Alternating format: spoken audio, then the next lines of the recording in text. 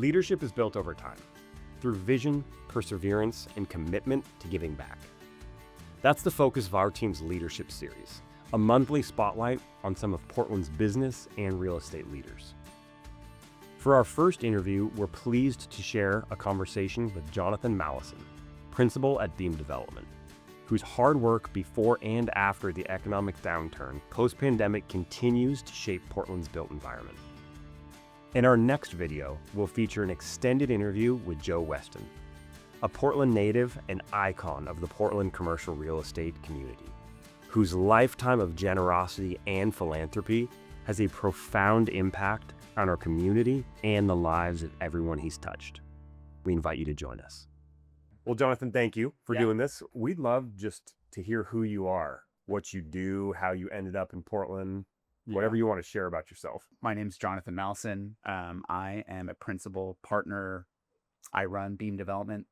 It's a family real estate business located in this building, East Bank Common Center here on Water Avenue. I've been doing real estate development, asset management, property management, leasing, whatever you want to call it, for almost 20 years now. Since I thought I wanted to be an attorney and went to Lewis and Clark Law School, and in 2007 started working on 2005 started working on the Olympic Mills with my father, who started the business, and never stopped working on that project through law school. And when it came time to graduate, I took the bar and I was like, I got to keep working on this project. I was totally hooked on real estate, and I've been doing it ever since. So basically started in 2005. And kind of when I graduated in 2008, just kind of kept doing it full time, and here I am. So you've seen a lot happen in Portland. Yeah, unbelievable amount. Yeah. You have seen a lot. You've been doing this for over 20 years. How's your career look different than you maybe expected it to look? I did not anticipate the implosion of the office market and what we're seeing now. Yeah.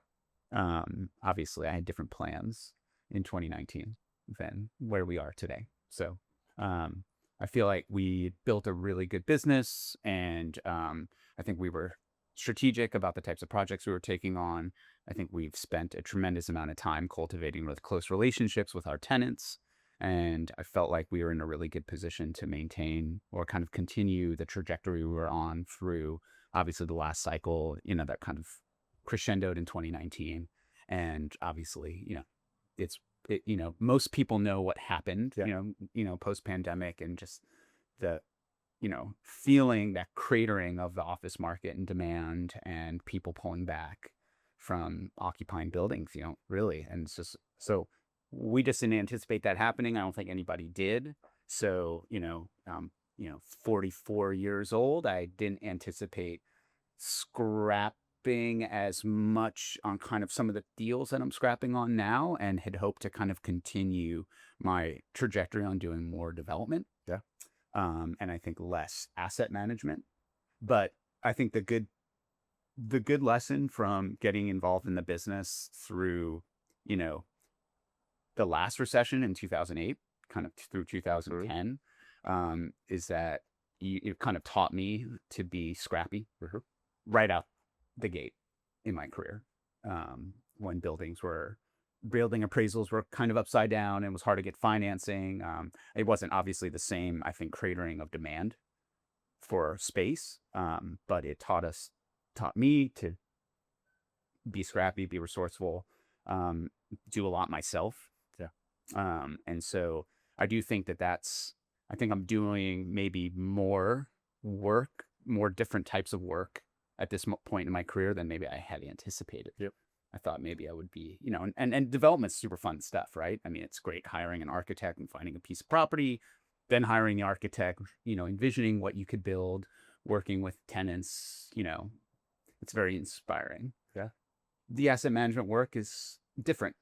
It's not the same level of inspiring, but, you roll your sleeves up and you do it. And that's what we're doing more of these days than we probably had anticipated, given just the dynamics of the market. Do you see a light at the end of that tunnel? Like, do you have hey, here's the year that I think Portland's going to be back and I'm going to be able to potentially shift and do more development projects? Yeah. I wish I could say with confidence. I think when the pandemic hit and we started seeing kind of a dislocation in the market, I think a lot of people are saying 5 years. We've moved on from that, right? I mean, it's going to be longer than that. So I think a lot of people are saying 10 years. And that's, we're just putting our finger in the wind here. We have to try to guess. I mean, there have been positive signs. I mean, there's been some I would say some stabilization. I mean, I think in the depths of the pandemic and that uncertainty, there were no leasing tours. Now there are tours again, right? We are executing on leases. So it's definitely, in some respects better, but the overall market, the value of buildings, the capital markets, like that's kind of settled in a place that's not great. But the buildings are I think more full than they were at the depths of some of like the pandemic uncertainty. Yeah. So it's not really an answer to your question of like when I think it's gonna like get back to 2019. I think it's gonna be a long time. Okay. Yeah. When you hear 10 years, is that from 2020? Like when you think it's 2030 and beyond where we actually see a kind of stabilization and people I think we'll back up? Yeah, I mean, I think we're probably getting closer to like stabilizing at a new normal. Yeah. Unfortunately. Yeah. I don't think we'll get back to that demand for probably beyond that. Okay. The pre-2019 demand. I don't think it'll be there. Just because it's a new way of working and the hybrid work. I mean, I think you're going to see, obviously, I mean, I should not be opining on the impacts that AI is going to have on office occupancy. Mm-hmm. But I mean, I think you have to be thinking about that to some extent. Yeah. And, if you have creative agencies or software companies as tenants and a portion of that work is going to be now, replaced, the portion of those, teams are going to be replaced by AI agents. You can only imagine that footprints are going to then also shrink. So it's interesting that you bring that up because we've thought that same thing is from a workforce point of view, what does AI take? And also where does it add from an actual company? So down in the Bay Area, a huge amount of office space has been taken recently by AI companies. Sure. So it's done the opposite of what people thought, where AI is going to take away jobs. It's like, well, no, because these companies creating AI are taking the office spaces. Yeah. So we'd love to see that move to Portland. Do you have a history of watching things from the Bay up to Seattle, land in Portland? Like, do you think that will come here, that tech boom? Yeah. I mean, so I think we lost a lot of talent in this last downturn. Yeah. And I think that short of and again, some of it's just economics and like you can't just blame the local policymakers for everything. But I think short of us making some changes, whether that's from taxes or the value proposition of the taxes that we're paying, so improvement of the quality of life on the street, some story that we can start telling that Portland is back open for business, and this is a great place to build a company or to expand your company, or if you're capital to invest in a company. I think we're going to have a hard time capturing that overflow from those markets like we have in the past cycles, because there is going to be, I mean, AI companies are absorbing office space in San Francisco, but I would venture to guess that their overall office market vacancy is higher than it was in 2019. Yeah. And same in Seattle. So there's, opportunities and deals to be had in those markets where there's, obviously, a significant cluster of talent already there and people potentially starting to lose jobs. So we're going to have to try harder to attract all those things, right? The startups or the capital or the overflow of the companies that are in those markets. And we need to do some big things to attract all three of those. Do you have any magic big thing that you would do from a policy? Like if you could change anything to attract talent, companies to come here, here's what I would do, the one or two. Yeah, this is where I start getting out over my skis a little bit, but same. I do think perception is reality. I mean, and so the perception is that Portland's not business friendly. That's just been the perception that's kind of set in over the last number of years. Is that we've gotten, too far into, high taxes on high earners, and then the value of what you're getting for that for those taxes is not great sometimes when you go out and you look on the situation on the street. Yep. And so we just need to start communicating or implementing some policies that communicate to the business world that we are course correcting. Mm-hmm. And whether that's, lowering production taxes, so lowering, let's say income taxes or business taxes, and potentially, let's say, I know that, sales tax is like a third rail for a lot of politicians in Oregon, but, it's like, could we start focusing more on consumption taxes to make up for taxing people that are producing things or creating jobs? Like just something that we can point to that says that we are course correcting to change that narrative. It's great. Even if it's not, hugely material, but it's like for a long time, we have been just staying the course on increasing, the tax burden. And again, if you're a business that's looking to open up an office and you're like, can I attract talent here? And I'm going to pay people well. Do they want to be here? Are they going to get the value from the, from the burden that they're going to see when they come and make a good wage here? I think a lot of people are saying, no, I'd rather be somewhere else. Yeah. And we have to change that narrative. Could you share what your portfolio looks like? Just kind of number of properties, where they are across the city. So we own 9 properties in this neighborhood and 1 in Eugene. Okay. 7 of them are office buildings or creative office buildings in the Central East Side. 1 is mixed use that we own in partnership with Urban Development Partners, Slate. And then we own a hotel, Hotel Grand Stark, on the corner of Grand and Stark, also with UDP. Okay. And then we have a similarly positioned creative office building in Eugene. What's been performing the best? I would say our creative office buildings, whether it's East Bank or Water or East Side Exchange, where we're able to be flexible with our demising. Because one thing we learned in the last recession, when we still owned the Olympic Mills that we were leasing up in a recession, is that when the going gets tough, tenants get smaller. And so if you can deliver smaller spaces, you're going to maintain higher occupancy, and you can still command a pretty strong rent for it. Yeah. So those buildings that we have flexibility or the ability to chop up, whether that's because of the geometry of the building. And I think actually all of our buildings are designed, even the ground up ones that we've done more recently, we always design them with an eye towards like how small an increment of space can we get.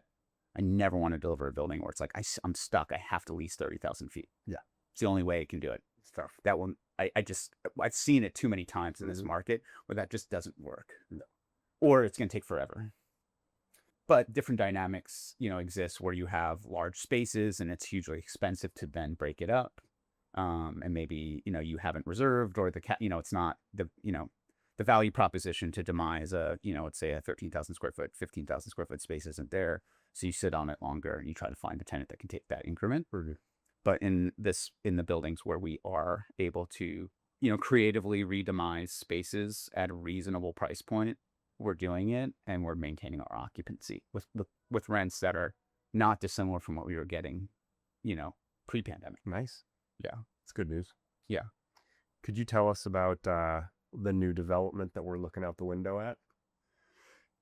We call it Central East Side Venue for now. There is a brand identity that will be announced in due time by our operator, Live Nation. But it is, roughly a 4,000 capacity concert venue. So ground up, obviously. We partnered with Live Nation on the project. And so Beam Development partnered with Colliers Development Group. We've kind of partnered on doing the development services and putting the deal together, navigating a very challenging land use process and politically charged land use process. In the industrial zone, we needed a conditional use for a major event and entertainment without going into too much of the minutia. Anytime you have to go through a conditional use, you have to go through a land use hearing, and that land use hearing or land use decision can be appealed to city council. That city council decision could be appealed to LUBA. All those things happened. It was, I would say, an exciting process. And I think what it highlighted for me is that I don't know if an out-of-state developer could have successfully navigated that process or would have stuck with the process.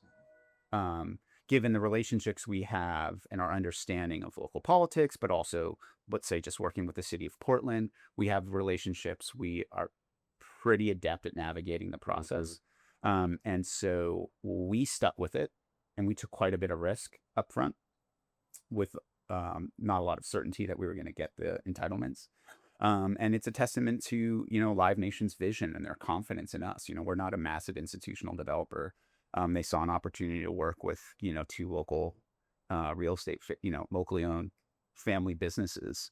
And they were hugely supportive of our vision, and they stuck with us, and it was great. And we checked all the boxes and got past every hurdle. And here we are. So we're, 180 deep foundation elements later. Our slab is down, our shear walls are up. Steel's going to start flying this week for delivery in 2027. So Awesome. we're really excited. And I think it's going to be a huge boon to the Central East Side. Yeah. Not just here on Water Avenue, but for the entire district and really downtown because of its proximity to Central City, access across the bridges, and hopefully it'll bring people in from the entire region. Portland's largest market, essentially media market, without a venue of this size. It's great. So Congrats. Yeah, it's much needed, and I think we need wins like this to get people back into the Central City to then be going out and patronizing bars and restaurants and hotels. And that's what I was just going to ask is, Yeah. do you already see any talk of that bringing more food and beverage down around this area? Yeah. Yeah.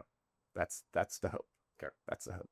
And we acquired the parcel from Prosper Portland. Okay.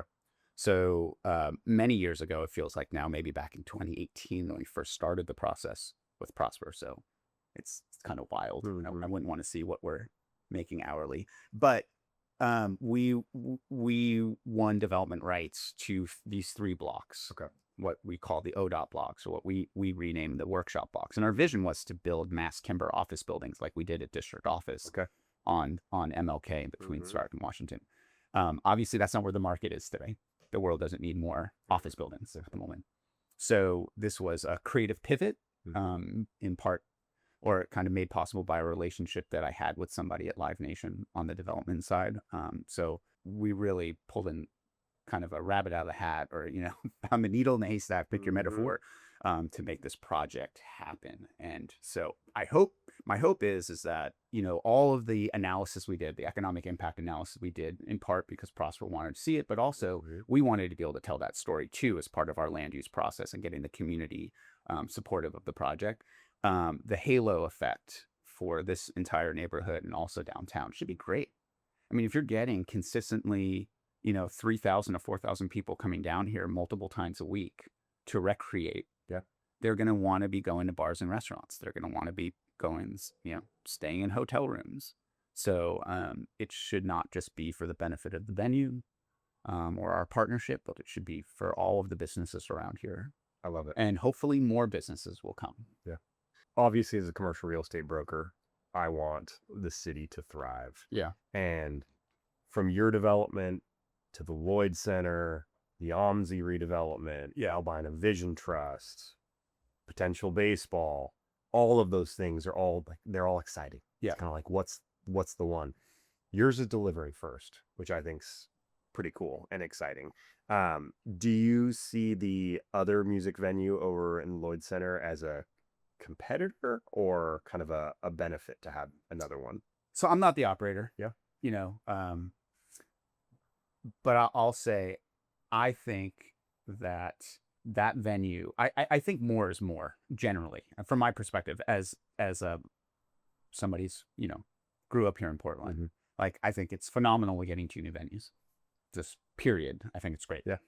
And I think that they'll be, in some respects, sure, they'll compete, but in some respects, they'll probably complement. And I think that more shows is a win for the music fan here in Portland. So I think it's phenomenal, and a ton of confidence in what what Live Nation is going to do here and the content that they're going to drive to this venue. I know they're confident that they're going to do great here, and they're going to bring a lot of the amazing content that they're bringing to Bend. I mean, like, Bend's getting shows that we're not getting. Yep. It shouldn't be like that. We should be getting those same shows. Agreed. So, yeah, I think that they're thrilled. They had no hesitation as a result of that project going. And I think the fact that we started making momentum on that really inspired, AEG and Monkey to, from my perspective, finalize partnership and get off the couch and start developing. And I think that that's part of the argument I was making to city council is like, don't use land use, so often, in this city, land use can be, in a sense used to achieve some type of other, like some different policy outcome. And I think that was attempted here. And I'm glad it didn't work out, because I think once you get somebody investing, it inspires other people to invest. And now we have more. And that needs to be our attitude here, is like, how can we get more things entitled? How can we say yes to more things? And maybe we'll get a few more venues. Maybe we'll get a venue that's another venue that's, I don't know, 6,000 capacity. But I love that attitude. I'm spitballing, but it's like, I think that it'll inspire more investment. Yeah, love it. So you have one property in Eugene. Do you see Beam Development expanding more outside of Portland, or is expansion kind of going to stay in Portland in the future? I think for the next couple of years, we're going to be pretty locally focused. Yeah. Okay. Yeah. We're talking with some other folks about opportunities to partner. I think I've developed, and our team's developed, a real kind of niche expertise in delivering kind of creative workspace cost effectively in a way that is strategically demised and marketed such that we're maintaining better occupancies than I think a lot of the market. And so I do think there's some people coming out of the woodwork saying, like, how can you help us? And so I do think one of the ways that I can continue to lead Beam in the future is with a little bit more of like a consulting focus, not always us taking on all of that kind of personal risk. Oftentimes if you're going to get a construction loan on a new development, you're going to sign a personal guarantee. Yeah. And, or you're going to take on a ton of risk. And I think that, needless to say, given the dynamics of the market in Portland, it's not as attractive right now to continue to do that. Yeah. If you can even get debt for new projects. I mean, you're not going to get debt for any new projects, any new office projects, right? So capital markets are going to kind of dictate to some extent what you can do. Yeah. But if there's opportunities for us to kind of take this expertise that we've developed through kind of grinding on our portfolio and what we've done, I think, well here in the Central East Side, and leverage that to get work, partnering with other people or advising and consulting with other people, whether it's in this market or others, is definitely an opportunity that I see out there for us. Mother. This has been great. I think hearing what you've worked on and the grit you've shown to basically keep your buildings and keep them occupied and kind of adapt. And it's great to hear. Love the excitement of the music venue. Is there anything else that you'd want the audience listening or watching to know just about Portland, about Beam, about the new development? Anything you'd like to share that we didn't already cover? I'll say that Portland historically has been a small business town. And Portland didn't get where it is because it had, kind of enjoyed some of the, large businesses that Seattle's had forever, whether that's Boeing or Weyerhaeuser or Costco or Microsoft or Amazon, right? Like we're not that kind of big company town. And my hope is that this dip in the real estate market, and I think what a lot of experts would say, we're in a bit of a recession in our region. My hope is what we'll see is that it'll,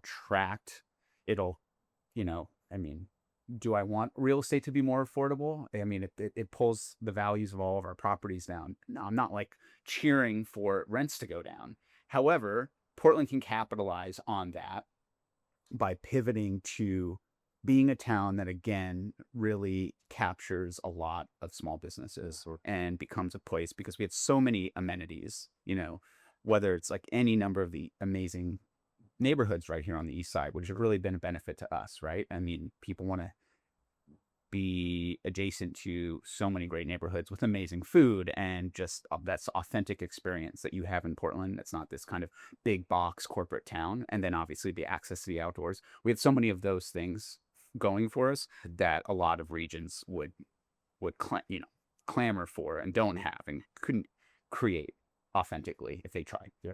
And so we need to leverage the things that we have and try to communicate some things to the larger business world that we are, it's easy to start a business here. Mm-hmm.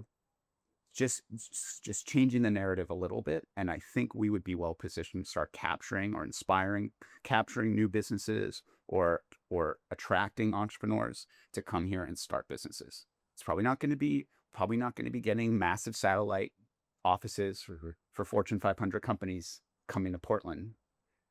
But that doesn't necessarily need to be our strategy. I think our strategy should be, if we can continue to be a lower cost alternative on the West Coast with all the amenities of other authentic cities on the West Coast, or even better, easier to access. If we can communicate that it's not a terrible place to start a business or an incredibly expensive place to start a business where you can get a TI permit easily or your business taxes are reasonable, then I think we are in a position to see an upswing eventually.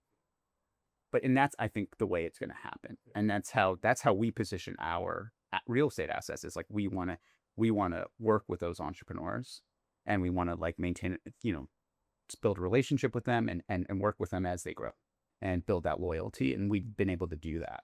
And so I think that there continues to be opportunity there for Portland and for the real estate market. Love it. Jonathan Malsin, thank you very much. I appreciated the conversation, and I'm sure people listening and watching will love to hear what you had to say. Thanks, Eddie.